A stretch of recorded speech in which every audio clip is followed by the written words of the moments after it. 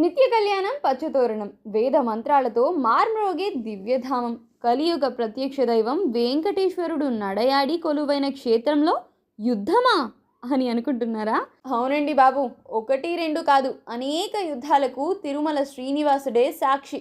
ఒకవైపు తురుష్కులు, మరోవైపు British, French వారు, మరాఠాలు, నవాబులు ఇలా తిరుమల కొండపై ఆధిపత్యం, ఆదాయం కోసం యుద్ధాలకు తెగబడ్డారు.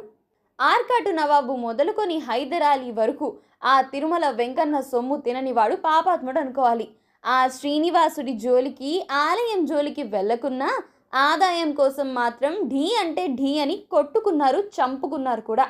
ఇందులో విచిత్రం ఏంటంటే, కొండ ఎక్కాలంటే భయపడి అటు తెల్లోళ్ళు ఇటు తురుష్కులు కేవలం వారి వద్ద ఉన్న హిందూ సైనికులను మాత్రమే కొండపైకి పంపారట.